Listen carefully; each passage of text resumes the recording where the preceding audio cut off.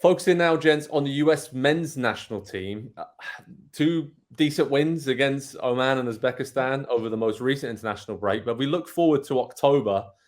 Games against Germany in Hartford and Ghana in Nashville. Really exciting, right, Nick? I mean, what do we want to see from them in those games and sort of take it from what we learned in this international break? And then we want to see progress, right? We want to see how can they get to the next step with these two very good tests coming up. But what do we learn from this first international break right away? That they're really talented. And this is a really good group that is mostly playing right now at their clubs.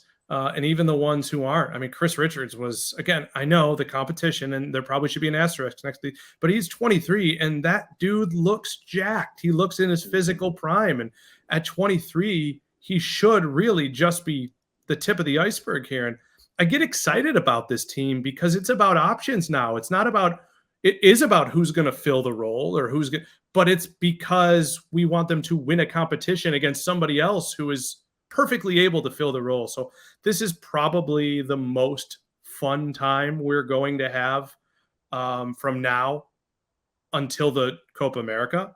And that's when I think it's all pointing to that. But this is just a super exciting time of questions that are fun to talk about. Absolutely. I think, Andy, what I kind of learned was that we are now seeing the fruits of these players getting good moves around Europe. I mean, Tim Weah, great goal, obviously good start to the season with Juve. Christian Pulisic, great start with Milan.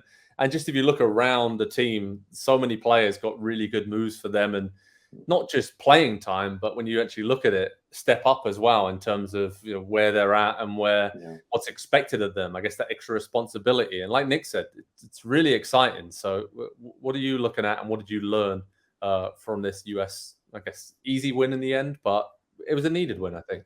Yeah, it makes me think back to the last few years when some of these players have not been in the best situations, and it makes me wonder, well, what more could have been if had they been playing regularly, had they been in form, had they been confident. We kind of talked about Inter Miami this week and the confidence that a lot of Messi's teammates have derived just from playing and existing in the same space as him. We're starting to see that now, also with a group of players who are reaching the early, and I'm going to emphasize the early part of the primes of their careers, 23 and 24 years. So we are talking 4 and 5 and 6, 7 years down the road that these players should continue to develop and maybe not develop and get more talented, but get smarter and understand more about being a professional, how to prepare and how to perform and how to work together as well. And that's another key thing, I think, with this group, because they have played together for so long. A lot of these players did come in when they were late teens, early 20s, and so they have a real understanding of playing together. And I think we're starting to see that.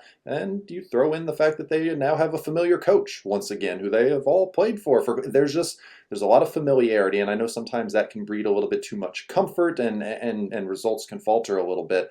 But it just feels like, and you guys correct me if I'm wrong, but it feels like everybody in the U.S. soccer, at least the U.S. men's program right now, is pulling in the same direction.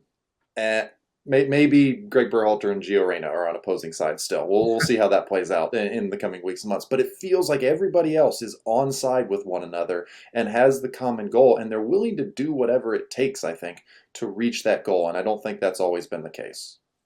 Nick, when we look at these games against Germany and Ghana, I mean, what do you want to see? What is that next step? What does it look like on the pitch? Because Andy mentioned it there. Bill Hart is back. It's pretty familiar. Playing style suits a lot of these players, but we always talk about that clinical finisher to finish off these chances, and they seem to have found that in Balogun, right? I mean, it seems like that is the perfect fit.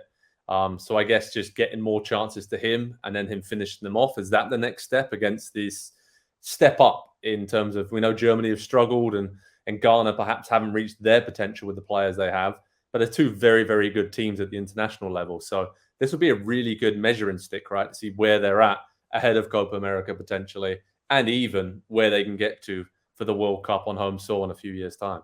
Yeah, look, I'm in Pep Guardiola mode. Performance, performance, performance.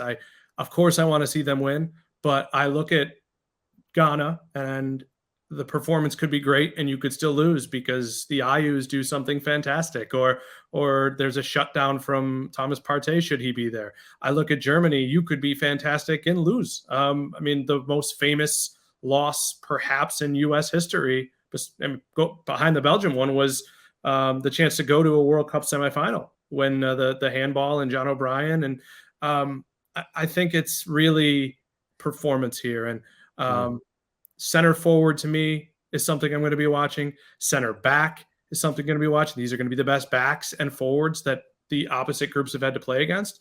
And I just look at a team now. I think what's exciting, to piggyback off Andy's point, is there can't be any comfort here. Yes, Greg Berhalter was rehired, but instead of being on his second contract and feeling infallible, he had months, I think, to really think about what his life was like without this dream job. And all of these players as well. And when Gio Reyna comes in, if he's not prepared to be at his best behavior, I know, and seeing what's happened to John Brooks, who, whatever you think of him, is playing almost every minute for Hoffenheim. This team now, you got to get in the camp, you got to stay in the camp, and you got to perform well. I think this could be a pivotal moment in the history of the program. Well, that's a pretty big deal there, Andy. I mean, when you talk about this camp coming up, any other players you'd like to see return? I mean, Nick mentioned it there. Gio Reyna looks like he might be fit to play some part in that camp, depending on how talks go with Greg Berhalter and how that situation goes to the next step. I mean, Tyler Adams will probably be fit by that point, so you'd want him back in. And Josh Sargent as well. He took a knock with Norwich early in the season, but he's been really good at the start of the championship campaign. So there's 3 players there I think could come in and add even more depth to this very talented squad. But anybody else?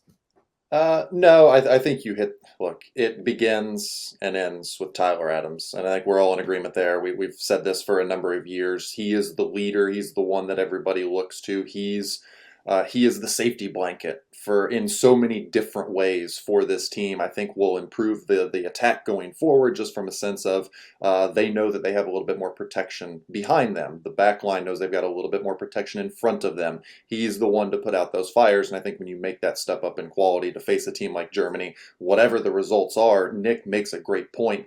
Individually speaking, head-to-head matchups on the field, 1v1, is going to be the biggest challenge that these U.S. players have faced since the World Cup, and maybe probably until they get to Copa America next summer, should they qualify. Did you know that they have to qualify for that? We just found that out recently as well. But so bring Tyler Adams back into this team, and I'm giddy to find out what they can do against some top-level competition, because right now it looks really good. It's functioning exactly as we always thought that it could and that it should as well. Players are playing in the positions that they should be in. The manager's not overthinking it right now. Let's drop Tyler Adams in there and see what happens. Nick, your thoughts? Anybody you'd like to see more of in October against Germany and Ghana? I mean, I think the call-ups will tell us a lot, and I fear for Greg Berhalter's sanity, because I think I wrote about this at our website. If you break down guys you know are locks to be in the team, and then guys at positions of need, plus the goalkeepers, you're at 18 or 19 guys before names like Tillman and Paredes and Ferreira and Sargent and even Trusty. And Sargent, I think we'd all agree, will come back in. Carter Vickers. Like, these are guys, high functioning players who are on the outskirts if you make your list of 18, 19 guys. And that's crazy and awesome. Yeah, it is awesome. It's great to see so many young players making their way in Europe and having really strong starts to the season. And that's made Greg's job a lot more difficult, I think, than we all kind of expected it to be, because I think there was a core group of 11 that we're like, okay, this is the starting lineup, and the rest, yeah.